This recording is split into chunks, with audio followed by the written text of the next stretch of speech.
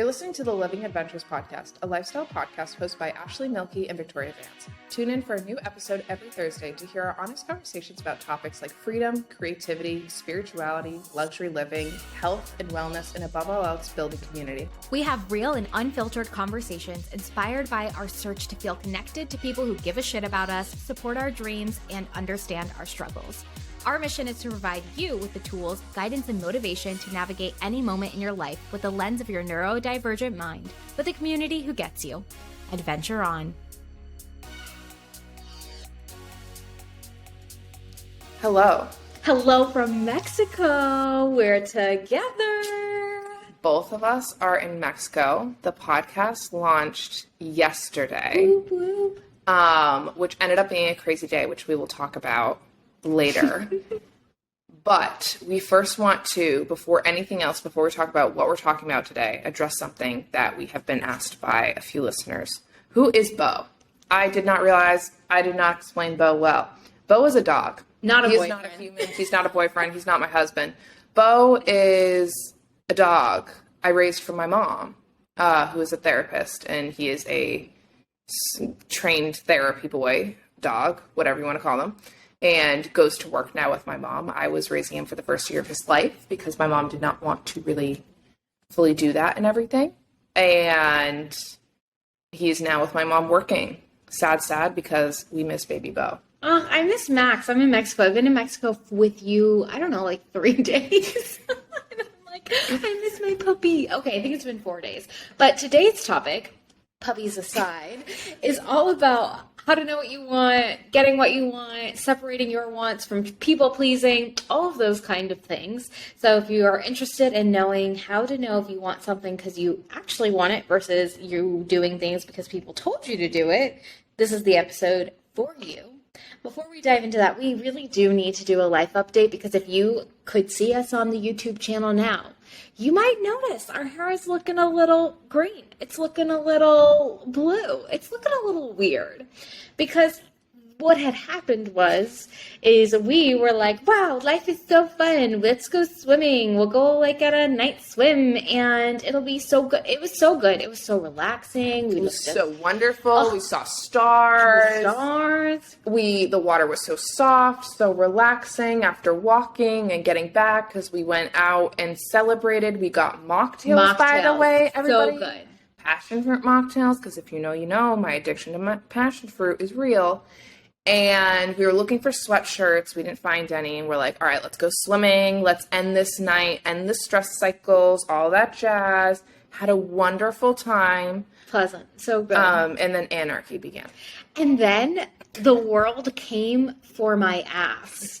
Fun fact, grasshoppers are good luck, but they also are massive. Not the good luck I'm looking for. So before we get into why our hair is green, I mean, I'm sure you can already assume why our hair is green, but before we even realized that, we were trying to go home and Victoria's apartment is on the 4th floor. And so we were going up the stairwell. Yes, there is no elevator. It's just stairs. And I see the grasshopper who I've seen before on FaceTime with Victoria. And maybe we've talked about this on here. And it is the size of my foot. Like that is how big these grasshoppers in Mexico are.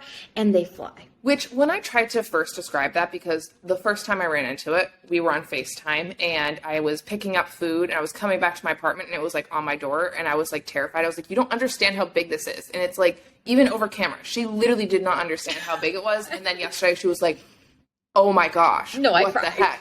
And I was like, I told you, it's, like, half the size of my foot. It is insanely big. The wingspan is huge, and has, like, the legs. The wings are like red on the back and everything. And this, I don't know if this was the same one as the first time, and he was putting revenge on my life because I did throw my shoe at him. I did not kill him, okay? That to be very clear, this first one that I saw before Ashley came did not kill him at all. We did not kill this one either. I was going to say, to clarify, there have been no grasshoppers killed. They're so big, it would feel like an actual murder. I would never. They're so big. We debated it, but we were too scared. I don't even know how you would. So what we did do, because this thing was coming at us. It was flying at us. First, I threw a soda can at him, and that really did not do anything but make him very angry and guard even more of the upstairs. And, like, we're moving in slow motion, and we're like, if we go really, really slow, like maybe he won't notice us. And then he did. Every single time he did. And Victoria just said he was mimicking us because literally, like, we were peeping around the corner of the stairwell, and then we're like, where did he go? And we couldn't see him. And then all of a sudden we see him peek his little beady eyes over the corner. And I'm like, are you kidding me? And then we were planning to go to a corner, and then he was like, all right, bet. And then went to the corner and everything. This literal grasshopper was mimicking us, and then mocking he flew us. at us and chased us down the stairs. Yes. He chased us down a flight of stairs. So we went all the way down. We waited for a bit, okay? This whole saga maybe took like 30 to 40 minutes. Yeah. No lie. And then I was like, no more, we're going up. And you're like, what are we going to do? I'm like, I don't know. And then I looked around the ground and I found this like old dried up palm leaf branch, whatever. And I'm like, all right, we're going up. And this felt like Mission Impossible. Like we're going around the staircase because it was like a spiral-y kind of one. And Victoria would go up the first one and she would kind of be like, all clear. And then I would go up the next one and be like, all right, all clear. And then we found the grasshopper. We found it. And I was going to poop myself. I was so scared. And we found it, and it was on a new step. It was trying to come down, but it didn't want to just jump off one of the ledges. And because the stairs are like outside, like it's Mexico, like it's warm, it's vibey here.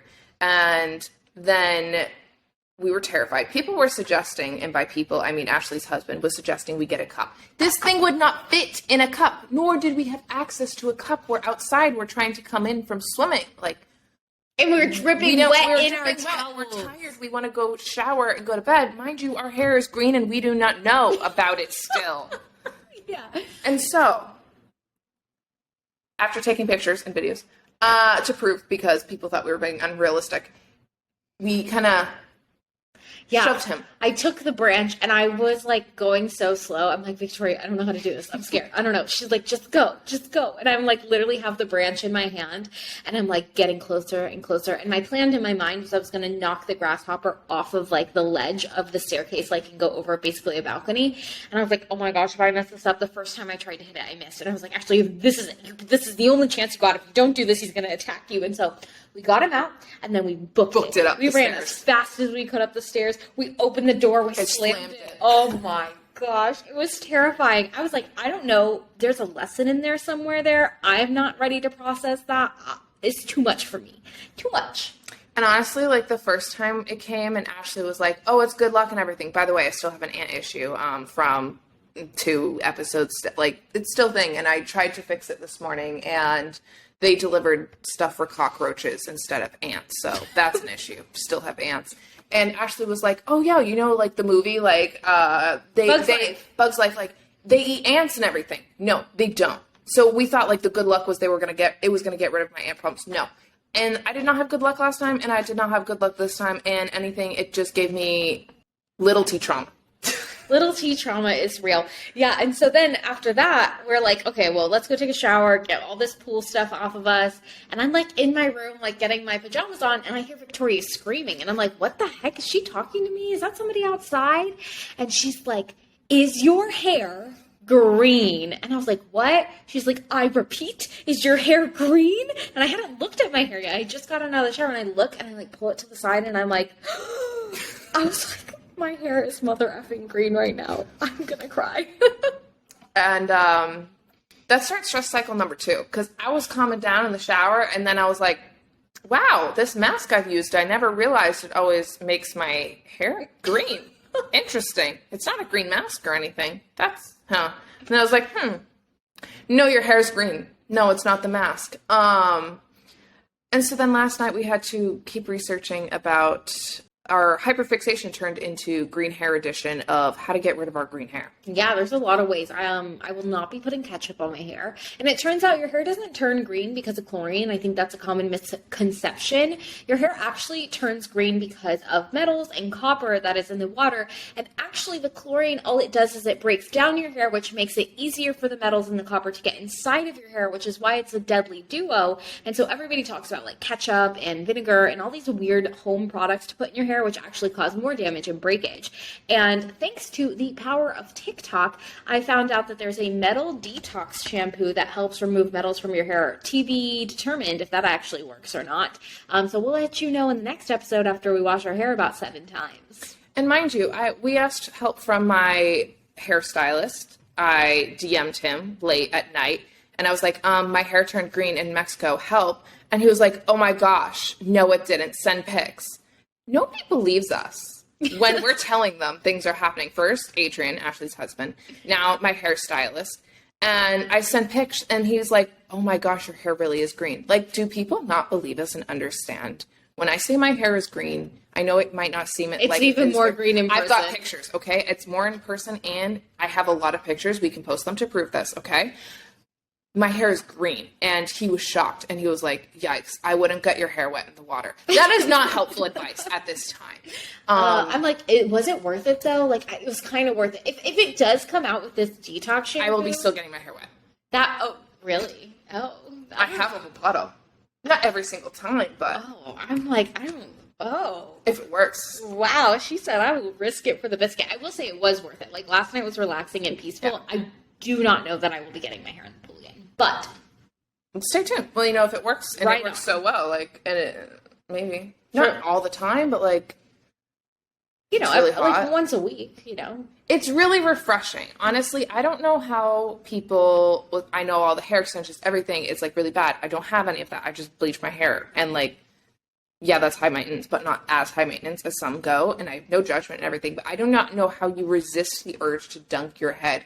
It is so relaxing. Oh, and it's like 100 degrees here. I don't know how to resist that urge. I saw a guy swimming like 10 minutes ago, and he has a swimming cap on, so that's what you gotta do. He also has dark hair. I see him. I know him. He swims every single day. Oh, that's so cute. What a life. And yes, Just get a cap. Maybe my swim cap will arrive. My mom is sending me a package with a bunch of stuff that didn't come before. Did you tell her to pack your swim cap? She was supposed to. Whether she did, I have no idea. That would be so good. She was supposed to pack the swim cap and the bathing suit that I ordered.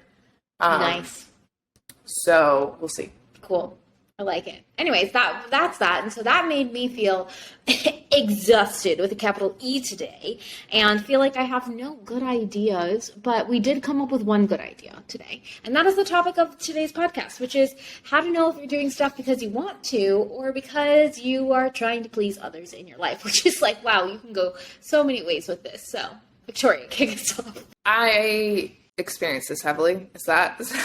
But realistic. This is something I still struggle with and I help a lot of my clients with. And I think it's kind of like a lifelong battle, especially with growing up with ADHD and kind of doing so much for others. It also can relate to a lot of trauma and everything.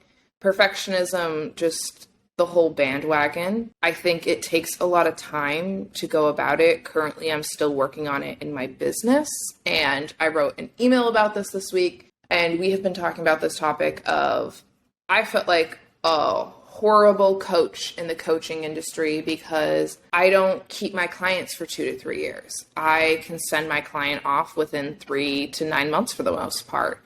And I was like, I'm a horrible coach then. They don't want to sign with me. They don't want to work with me. And I'm thinking about how other people do things and doing it for them. And I need to make my practice exactly like theirs if I want to be successful. And like, that's what was preached in my coaching program. And so I was like, I'm a horrible coach then, but it's not true. I had to remember is like, I don't honestly want to work with my clients for 2 years. I love all of them, if any of them are listening. But if I have to solve the same problems and it's just like, I mean, I get bored of things too, okay? And I want you to, I build my programs to work on their confidence, to build their tool set, and to also set you up for failure to get comfortable in solving your own problems so that you do not need me forever. That is the goal, in my opinion, with working. As a coach, as well as like with me and everything, I don't want to work with you forever. Maybe other people don't like that. Maybe other people don't agree with that, but I'm like, let's get in, let's go do it, and let's get you out so you can go live your life and live a happy, enjoyable life and you know what to do and you're confident. But it took time to realize that. Yeah, because I think like there's like for business owners a lot of pressure to follow roadmaps and do things the way everyone else is doing them. And so if you look around and you see like within your coaching practice that like it's preached like, oh, you want to re-sign clients. It's the easiest way to make money is with the clients that you already have. I hear that a lot too. You hear about people who are like, you want one small ticket offer to lead to a bigger ticket offer to lead to a higher ticket offer so you can maintain clients for the longest amount of time. And yeah, I think like the base of it is that thinking about the topic, if that's not what you want to do and that doesn't bring you joy, it's not going to work out. On the topic, though, of like retaining clients and things like that, I even had a sales call yesterday where someone was like, oh, like I invested in this program over and over and over again, and I didn't see results. And I'm starting to think it's because I, didn't trust myself, and I just need to figure out how to do this on my own. And that makes me really sad because, if I think about how people run their businesses, at least in the coaching space, people do things like that. So people have to depend on their coach, depend on their program, depend on a system for a long amount of time. And so they're not getting results. It's intentional because people don't want them to foster their confidence, their knowledge, their toolbox, and allow them to go. But then people get into that spot like that client was on that sales call where they're like, oh, well, I just need to figure out how to do it on my own because obviously nobody can help me. And it's like, no, it's not that nobody can help you. It's that nobody really wanted to help you because they're trying to maintain you as a client. And at least that's how I perceive it, right? Because obviously the person who's doing that and running their business that way, maybe they're doing exactly what they want. But I think one of the things that has to happen as a business owner is you do have to learn how you like to do things. And that takes the longest amount of time, and it can take some testing. And actually I was in a program one time where I was like, oh, can I test this strategy out and that strategy out? And the person was like, why are you going to test stuff? Just do what we say. And I was like, goodbye. I left that program because absolutely not. And it's also, in my opinion, like a scarcity mindset of like, oh, there's not enough clients, so I need to like hold them for as long as I can and everything to like squeeze out as much money. And like that goes into the full capitalism and everything. That goes into a lot of bad places where coaches sit, where it's just like to get money, to sell you a specific reason, to sell you on a specific idea and small view of a story that they're going to tell. And like I think we don't really digest motivational speakers a lot of the time. We're just like, oh my gosh, that's so inspiring and everything. You don't dig deep into the story, and oftentimes because you might not know them, you might not have access to that. And a lot of it not necessarily isn't true, but it's not that inspiring. It's not what you want or anything. And it's just like they gave you a lot of emotions and everything. I've noticed in the past when I pay attention to like motivational people is I need to pay attention to like what it's really making me feel. Cause like it can just feel like motivating and everything, but like pay attention to like where you're feeling, how you're feeling it. Is it helping you give action? Is it just like, oh yeah, like go do the thing.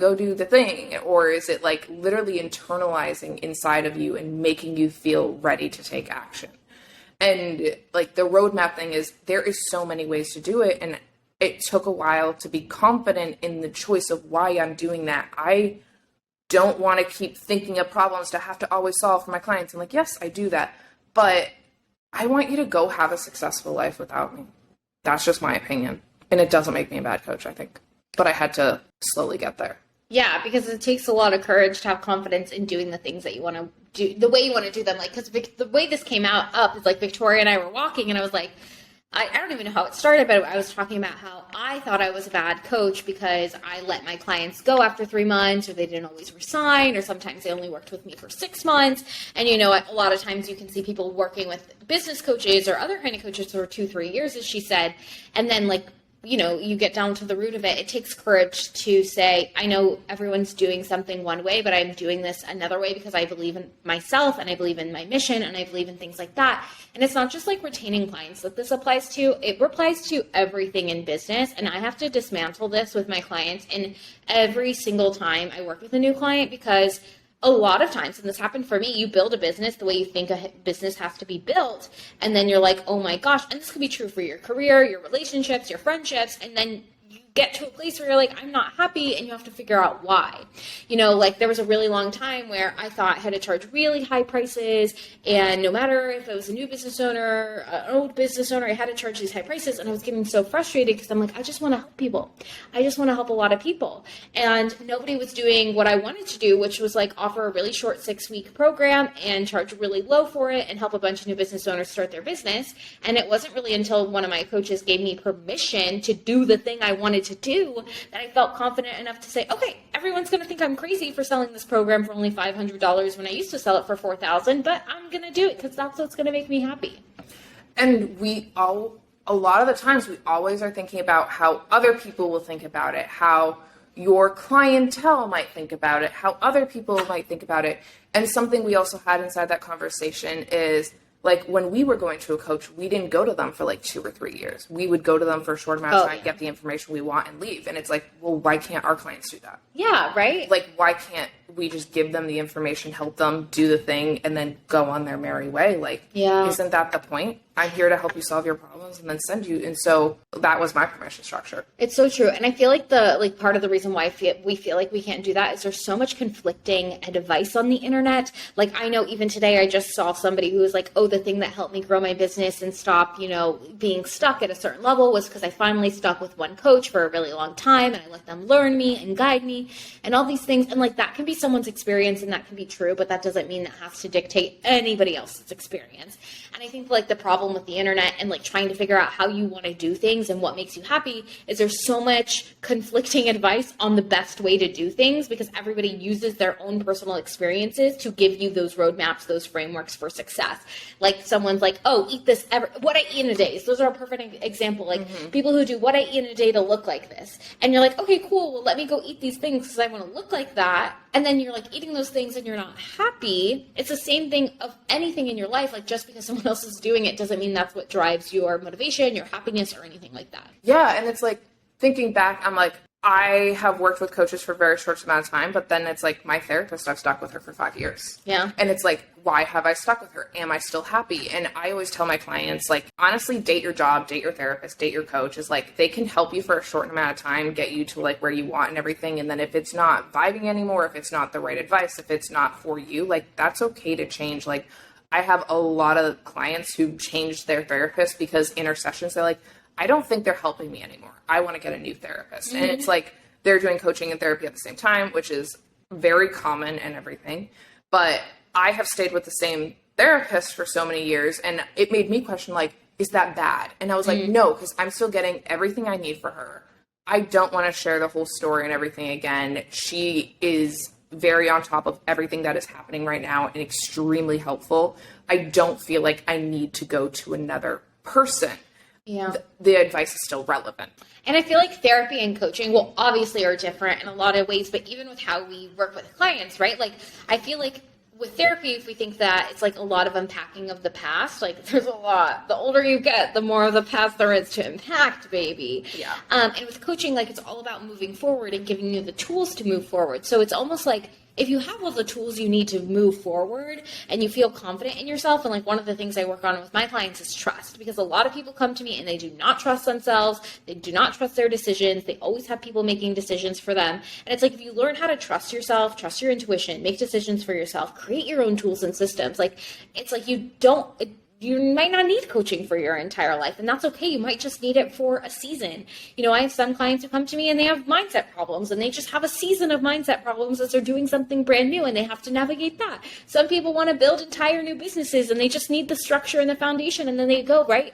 And so I think like, for us, we're like justifying why we don't work with clients for a long time. But if you're looking for a coach or doing anything in your life, like you don't need anyone to justify what you're doing, how long you're doing it, how you want to do it. You have to come back to what do you need out of life, ask for it, and go do it without feeling judgment from others, even if it's coming towards you, just like blocking.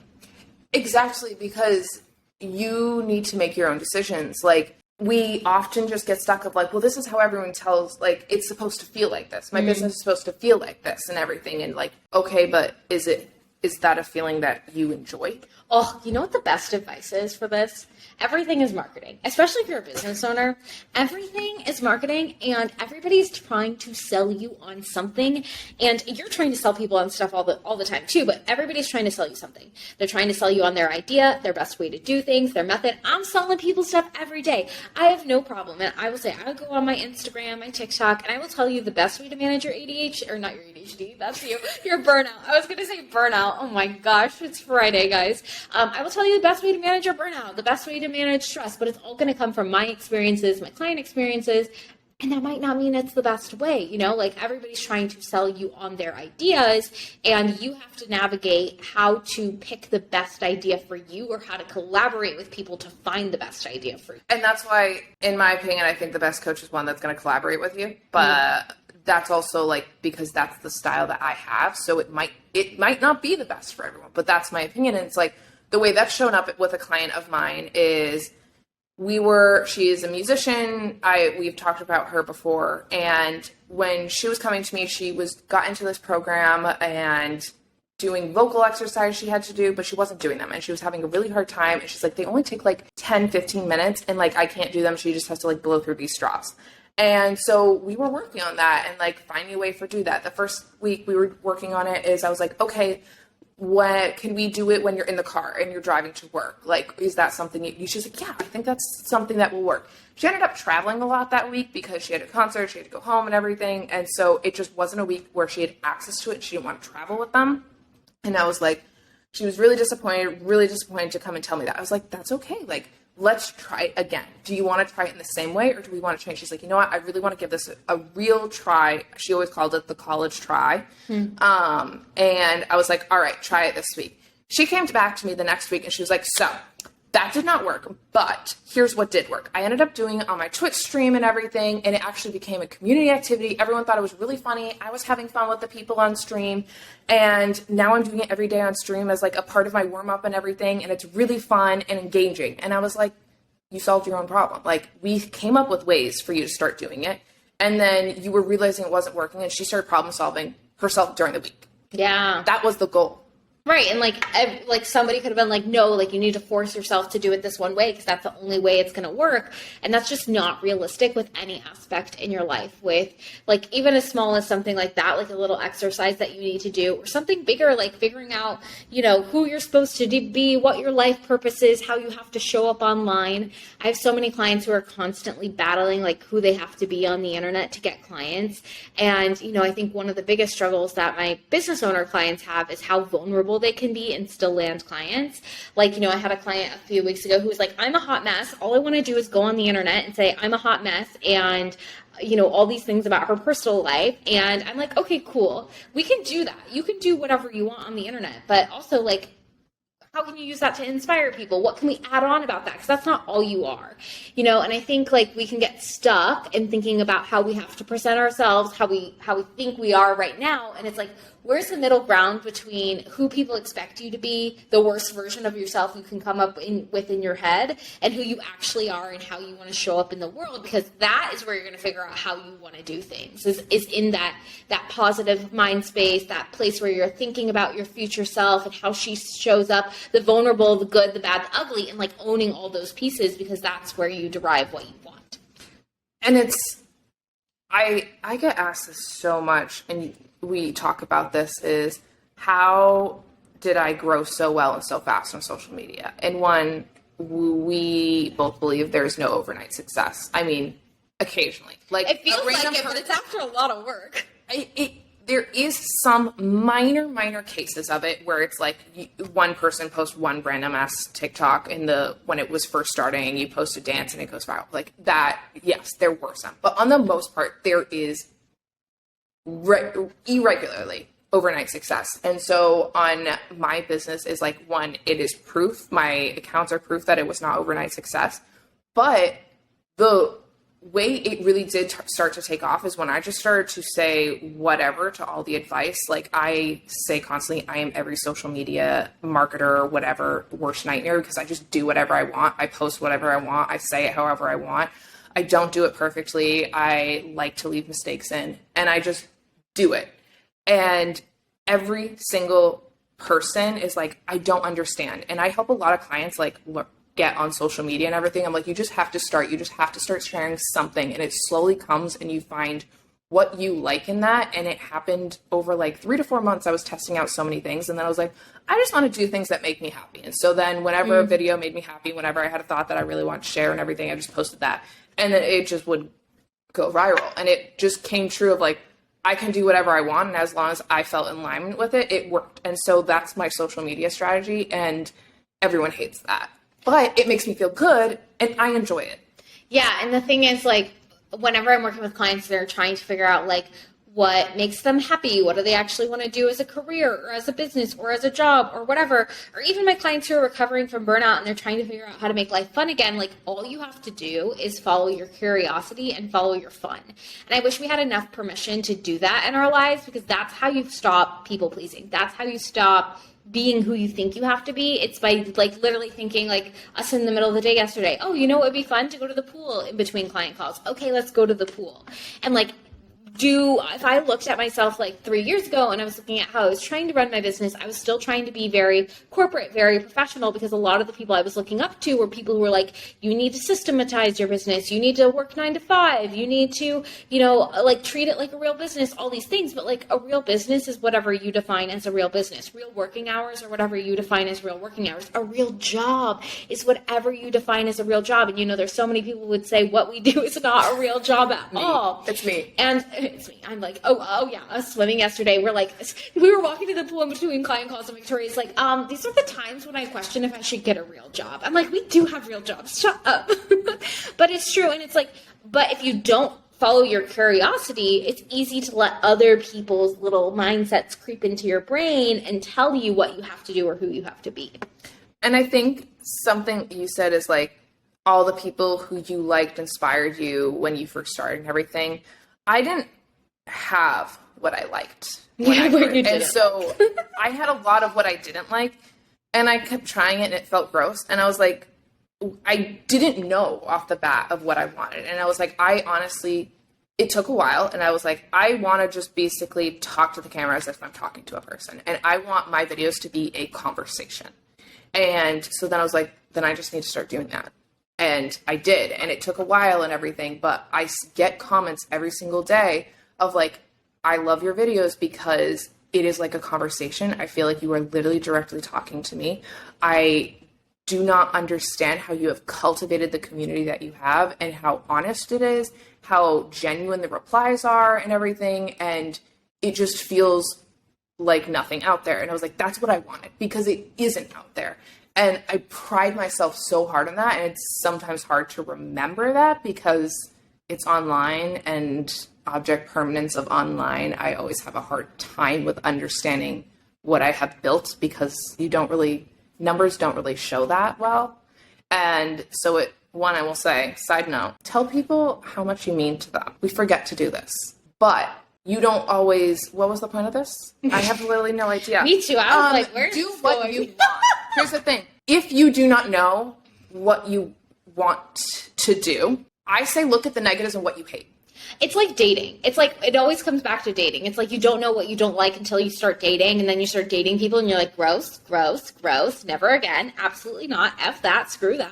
And you just make a list and start doing the opposite. And it's not cringe to do that, okay? I want that to be said. I know I have over 800 videos, and I will tell you the first 2 months of videos, I hate them. Many of them are viral. I would go back and delete some, but you know how long it would take me to scroll and do that and everything? That's not worth my time or energy. But that's all out there on the internet to, one, show that I had a journey too. So that's good.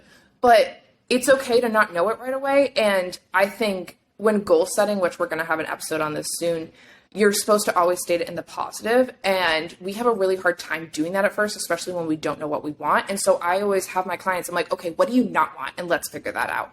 And they're like, oh, thank you. Because we often know what we don't want. Oh, yeah. And so I'm like, just tell me what you don't want, and then we'll figure it out. Okay. And so they can list a thing of 20 things of that they don't want and everything. And I'm like, okay, so then let's start changing these and everything. And then they're like, oh my gosh, that's what I want. That's what I've been looking for and everything.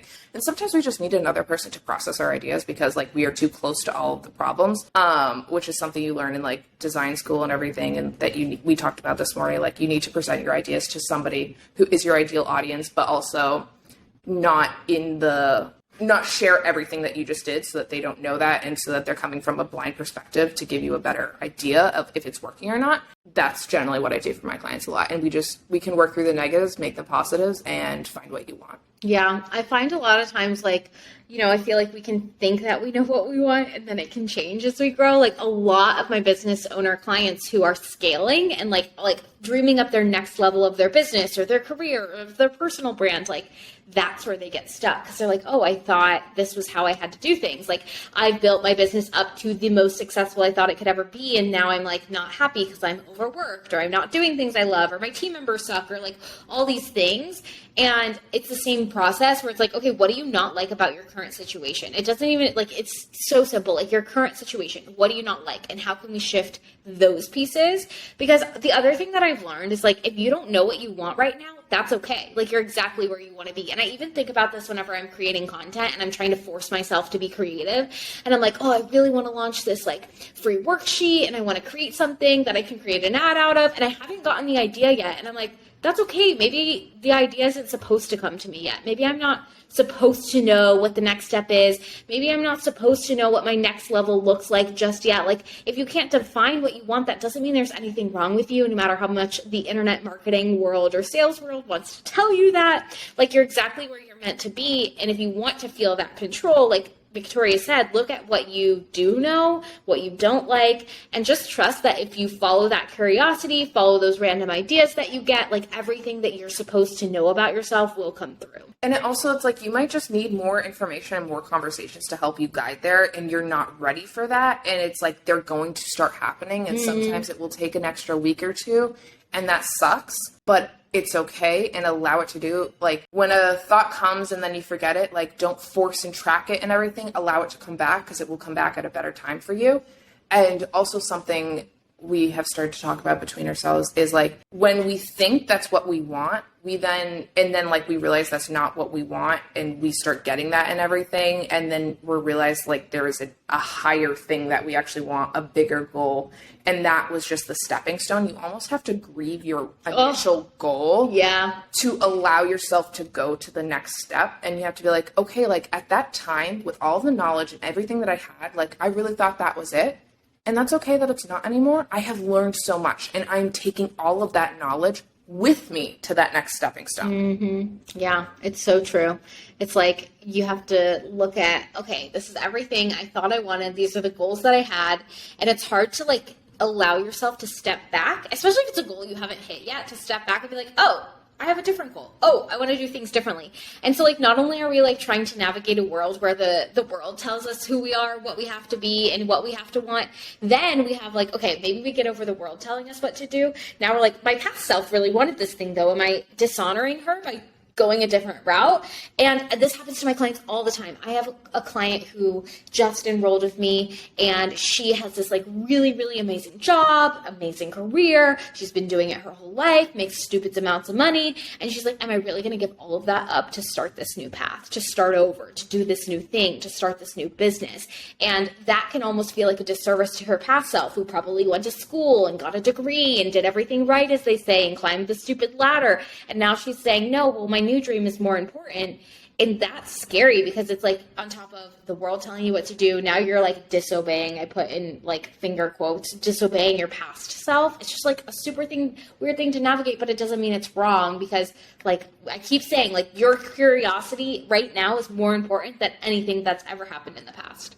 And I think in that process of going to that next stepping stone is, in that grieving process, I used to think, I was like, oh my gosh, that's so embarrassing. I used to think that like this was it and everything. Or if I haven't achieved that and I need to go off, like, that's so embarrassing. She thought that. And it's embarrassing to admit that I'm not going down that thing. And I don't want to have to explain that to people. And I mean, like, that's, in my business, I feel it a little bit less, and that's just because I don't talk about my business to that many people, if I'm honest. Like in dating or in my friendship or whatever, of like, oh, I am actually not with that. And like, we feel like this sense of embarrassment about it. And it's like, it's okay. Like, you can own it. If you don't want to tell them or you don't want to share everything, that's okay too. You do not have to explain anything to anybody that you do not want to. Oh yeah, that's like how we always talk about how like you want to protect your dreams. Like, you are not required to tell anybody what you want, what your dream is, what you're working on, what you're doing. You get to keep that in a little safe bubble until you have that armor built up where you are so confident that even if someone said the worst thing about the things that you wanted to do, you could take it, you know? And like, for a while, like, I didn't tell anybody I was starting a business. I didn't tell anybody that I was going to quit my job. I didn't tell anyone I was getting certified as a life coach, because I wanted to protect that for me, because I knew that's what I wanted, but I was still battling internally with like, did I mess up? Is this a good idea? Should you really spend your life savings on this thing? Like, this sounds kind of crazy. And until I kind of justified it in myself that it was a good idea, I waited. And that's okay. Like, you are not obligated to tell people what you want, what you're doing. But once you feel comfortable enough, like, do it with no shame, because there is no shame in doing the things that make you happy. Yeah. You have the right to tell them whenever you want to. You get to decide that, and like, keep it as in my opinion, keep your goals as close as you can at first because you want to nurture them. You do not want to just spread it all out because then you don't want to have to go tell them and everything. That can be a part of our shame cycle is like, oh, now I have to go tell them, like, I'm actually not doing that thing. I'm not starting that business and everything. Like, True. How do I explain them that I like took that? And it's like very shameful where you can just tell who you want. And it's hard to like, because you're really excited, especially with ADHD. It's like, you were so excited. You want to shout it from the rooftop and everything. That's okay. Shout it from the rooftop to your people. Shout it to the rooftop to yourself. Shout it to the rooftop, talk to a camera about it. I'm not even joking. Just film yourself talking about it. You'll be excited to go watch them later on. And like when you're having a bad day, that's a great thing to like go talk to yourself, like see those videos of why you're so inspired and everything in the beginning, and it can reignite some energy. But it's okay if that's not the route you go down in the end, but also it's okay if you do and you're going to learn and you just don't know at first. That's okay. Be curious the entire time. I think like once we get like, we're curious in the beginning and like once you get going, you lose that curiosity because you're like, oh, I just know what I'm doing. And yeah, you get in a flow. And you go into like the automation period and it's like, it is okay to automate sometimes, but like learn when to automate and learn when to pull back and get curious again. Yeah, you know what's really annoying too is like when people do share their ideas and their dreams and then like you just do it so often and you change your mind a lot and someone's like, because this has happened to my clients, like, oh, another idea again? Yeah, sure. Like, and you know, people doubt them. So like, oh, I'm going to do this, I'm going to do that. And they don't follow through on them. And it's not because like you didn't follow through on it because you're bad or there's something wrong with you. You didn't follow through on it because it's not what you wanted to do. But then like when you shout it from the rooftop like that, then people start to judge you and they're like, oh, well, yeah, there's half-assed Ashley again who, like, this has never happened to me, but like half-assed Ashley again who's never following through on any of her plans and has all these ideas and never does them. Like that's a mean feeling to have like towards someone and a mean thing to say, but that's kind of like the security you can get and out of protecting your goals, unless you get to the point where you're like, well, one, I don't have to explain myself to you if I do change my idea so everyone can F off. That's dream. That's goals. Layer underneath that is being able to explain yourself and say, yeah, well, I was going to start that third company, but, you know, 2 is a lot and I don't have time for it right now or whatever it is. But I think like the greatest place that we can all get to is not having to justify anything to anyone, because that just leads into our people pleasing, and you don't have to please anyone. You can do whatever you want, whenever you want. You don't need a reason for it unless you want one for yourself internally. And so something I tell my clients when like we get all these ideas, and I do myself in my business, is I have like a literal template in ClickUp, which is this, I don't know what to call ClickUp. What is ClickUp? Task manager, project manager. I have a thing where it's just brain dumping ideas for my business. So I have a place to like go put all of them, and then I can move them into another thing if I start working on them and start breaking them down. But I have a vault of ideas, and I will tell you, some of them are shit. Yeah. Literally. And I will never do. Oh my God. I thought of them, and I'm proud of that idea existing in my head and everything. Will I go down that route? Maybe not. And something I help my clients with is like in these times, because I have clients who are like, oh, I have a new idea and everything. And I'm like, okay. So, and this is not mean. I think sometimes we think at some point it's mean, but with ADHD and we have so many ideas, we get caught in this path of having struggle prioritizing things. Is ask yourself these 3 questions. Is this an idea that goes with the goal that I am working on and like going towards, an overreaching goal? Is this because what I have right now is boring me and I need like a little side project, a little side path to kind of go on, and need a break that kind of teaches me things in another way to then bring back to that project? Or are you looking for some dopamine right now? And that is okay. The thing is, stay curious in that. Do not shame yourself. All of those answers are valid. Sometimes your brain just needs a little bit of dopamine and you just need to go on like a little hyper-focus mission and you just need to get a little new activity, and know that that's what that is. So we're not going to invest as highly in that. Mm-hmm. And that you know, like, okay, this is going to be a little short thing because I need a little bit of dopamine to go back into that original goal and to do the other things that you need to do. And that is okay, but we need to understand that and not shame that process so that we can go to our goals. Yeah, it's so true. I also have like a place where I keep all my ideas in my business Because for me, I have a lot of ideas. Like I can come up with a million different programs. Like just like every time I solve a problem for my client, I can see the process we use to solve it. I can see the steps. I can see the framework. And that's why I love working on with people one-on-one, because when I work with people one-on-one, we get this like overarching process for solving a unique problem. And I'm like, oh my gosh, I could create a program. I could become help everyone with this problem, right?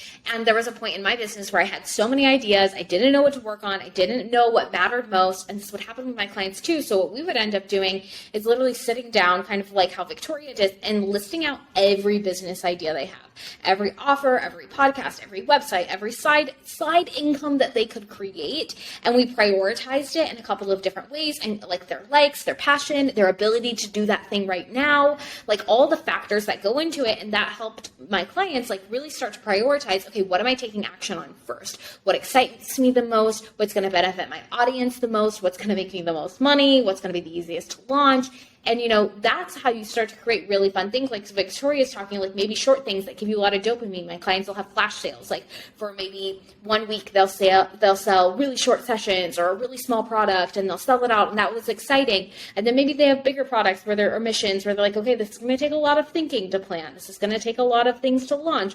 And like, it's not as exciting, but as in those planning periods, they have these like little fun things to do. That's how you can organize all your wants, all your passions, and keep yourself motivated, because it can get a little messy when you got lots of ideas and lots of things that you would love to do and lots of dreams to follow. And it's also like unrealistic, especially with ADHD, to try and do like just a 6-month long project. Like you need little side quests. You need little things to keep you enriched in that, to like learn more things for that, because that's going to help keep you engaged. You cannot, and if you can, I guess props to you, but I've never met a client or a person with ADHD who has been able to do it. And so that is okay. But like, we need other things. And often when you're starting that long project is you won't know everything you need at that point. And so you're going to need to learn things throughout that process, which is extra helpful of those side quests and everything to learn and bring that back. Oh my gosh. Because so often, I will say 90% of the times, you're going to learn something in that side quest to bring back to there and expand that long project even more. So true. And a side note on all of this is just because you want to do something doesn't mean you need to monetize that thing, which Victoria and I have been talking about all week long. We're like, oh, we're going to go meditate. Victoria's like, should I film it? And so I think there's a lot of pressure in the society that we live in that like everything we want to do needs to be productive, needs to generate money, needs to be successful, needs to be worth your time. And I just am here to say that if you want to start a silly little blog because it's going to be fun for you to have a creative outlet to write and you want to put it somewhere, it doesn't have to be successful. It doesn't have to make you money. It doesn't have to do anything as long as you're happy doing it. And I think that's the part of like following what we want and doing what we want that we miss. We think it has to be this big, crazy success. I just want to go swimming. I just want to have fun. I just want to live my life. I just want to pay my bills. And if I can do things that make me feel excited and do that, then I'm happy. But I also need to know that there can be parts of my life that don't pay my bills, that don't do anything for me other than give me a peace of mind, rest, and joy. Exactly. Like not every single thing needs to be productive. Not every single thing needs to be your job. Not every single thing. And like we feel so much anxiety of like needing to do that, needing to do that, needing to do that. And like, well, I can't stop. And it's like, it is okay to just be human, exist. Like just go for a walk. You can lay on the couch and binge some Netflix. If you want to scroll TikTok, go scroll TikTok. If you want to just like lay on the couch in quiet, like you can go lay on the couch in quiet. If you want to go swimming, go swimming. I hope your hair doesn't turn blue or green. I can't wait to whatever. Watch it. If you want to just go play with your dog and you just need like 30 minutes to go play with your dog. And, you don't have to film it. You don't have to film it. You don't have to do anything. You can just like enjoy being in that moment and just be present, which we struggle with. Yeah. There's a content creator I really like who, she's a coach too, but every time it's the weekend, every Friday, she posts a picture on her Instagram stories and she's like, see you on Monday. And I'm like, what a vibe. What a vibe that every Friday she tells everybody, goodbye, I'm signing off. You will not see what I'm doing all weekend long because I will be doing whatever the F I want, which is like the whole topic of this. I actually saw like something yesterday, which is, it's helpful to do that, to not post on your stories all the time, because then like if you're posting on your stories all the time, then people don't have a beginning of your stories. And so you need to like take days off so that you can have like a beginning and an end for your clients. You're like, goodbye, see you later. Which I think is interesting, but that's off topic. But wait, okay, so let's sum up this whole topic with some action steps, because I feel like, if the topic is how to know what you want, like, okay, if we had to break this down for everyone listening, maybe trying to figure out what they want out of life, and like, I'm thinking general framework for like what you want out of life, business, career, health, happiness, the first place we start, what would you think? Because part of me is like, okay, first, like, what noise are you listening to? Like, let's take inventory of all the things that you think you want. Right? Like, okay, like me, if I think back to me when I had my 9-to-5, I think I want to be a vice president of marketing. I think I want to be a CEO one day. I think I want to climb the corporate ladder. I want to be known for these things. Like, that's where I would start. Like, I think I want a husband who is XYZ. I think I want this kind of health. I think I want this kind of hobby. Like, start there. And then maybe you can take inventory of like all of those things that you list and think, okay, on a scale of 1 to 5, how much do I want this right now? And for me, I'm like, what is the core essence of the thing that you want? So like for me, I want to be a director or a vice president of marketing. I think I would be like, the core essence of that is I want to be a leader. I want leadership. And CEO, I want leadership. So then it's like, maybe if you draw out all of those things of the things that you think you want, you can get down to the core of what those mean in your life. And then you can start to say, I wonder if there's other ways that I can get those things. Because I would have never thought, if I was a leader, I could be an entrepreneur. Oh, if I want to run marketing campaigns, like that means I want to be creative. Like, where else in my life can I be creative? I think like there's a 2-part to that is like write that list of whatever like you want, like what is your dream life? What is everything that you have? And then question it. And question like, okay, how important is each one of those things, as well as like, why do we want that? And like, so Ashley saying is like, I like that CEO, vice president of marketing, whatever. She wants to be a leader. What does being a leader make her feel? Why does she want that and everything? Yeah, so ask yourself, like, why do I want a husband with these qualities or whatever? What is important into that? What will that make me feel? Yeah. Because like we ask like, okay, so that will give me this and then I'll be able to do this. And it's like, what do you want to feel? And then me and Victoria were talking about this last night in the pool of like, once you know how you want to feel, you can start feeling all those things now. Like I was so obsessed with making money in my business and I was like, all I want is money. I want money. And then one day I was like, I was stressed. I was burning myself out for the bread. Okay. The bags were coming, but I did not care. I thought there needed to be more before I could be happy. And so I made a list of like, when I have money, I will. And I listed out all the things I thought I could do when I had money, all the ways I thought I could feel when I had money. And then I looked at that list and I'm like, what can I do now? And I'm like, oh my gosh, I'm such a silly person. I can do half of these things now. And like some of them were like, open your Roth IRA, start investing money, save up for these things. And I'm like, in some small way, maybe it's not the $10,000 I want to invest a month in real estate or whatever. I can start investing $10, $100, $200, like small ways that we can start to feel the way we want to feel. And, like you're saying, like, how are you going to feel? We talked about this last night too, is like, with partnership, I thought when I got together with Adrian, who's my husband, and we weren't together yet, I was like, oh, I'm going to have adventures. I'm going to have really awesome conversations. And it's like, okay, I can go on adventures with friends. I can have really awesome conversations with friends. And so you can have what you want now. You just have to take inventory of what you want, if it's actually what you want and what you think you're going to get out of it. And also sometimes it doesn't have to be that deep, because I just want a partner that will take out the trash so I don't have to throw up every time I take out the trash. Yeah, you're kind of SOL on that, so I don't know how you're going to capture the essence of that now. Sometimes you don't have to read into that. Like, to me, that would just make me feel like I don't have to throw up every time I take the trash out, which is important because I don't want to have to throw up all the time I take the trash out. Yeah, so it's not healthy to throw up that much. Yeah, and you don't have to justify that.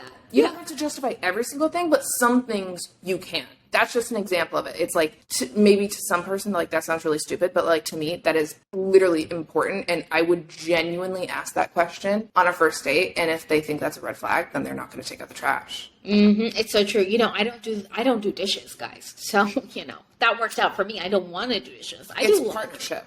It is, right? And you're right. Like, I don't need to read into the fact that I don't need to do dishes. Like, that's just a boundary. And I think that's also something to think about in what you want. Like, there's obviously things you want because you're going to get a feeling out of it, but there's also just boundaries that you're going to have out of the things that you want. For example, I want a business that makes me feel financially free and luxurious and fun and secure.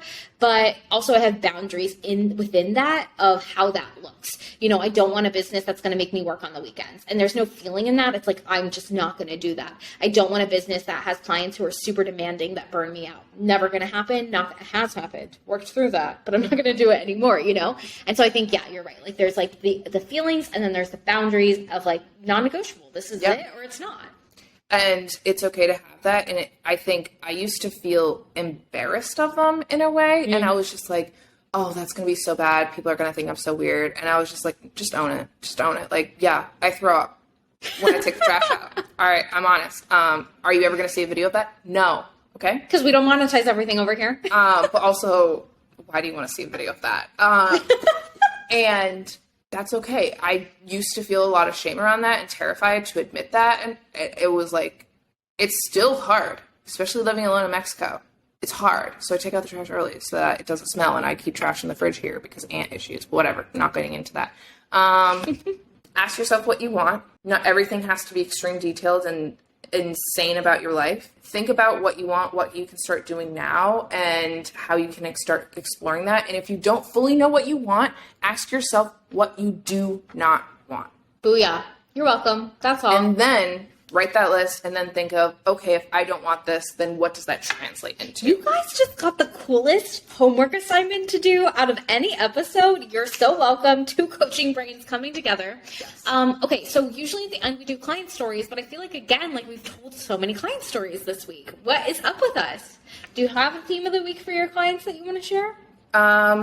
Mine has genuinely been what we kind of talked about, because I'm working on boundary setting with a lot of clients right now, and a client messaged me something and she was like, okay, so like, this happened and everything. How should I kind of like reply to this situation?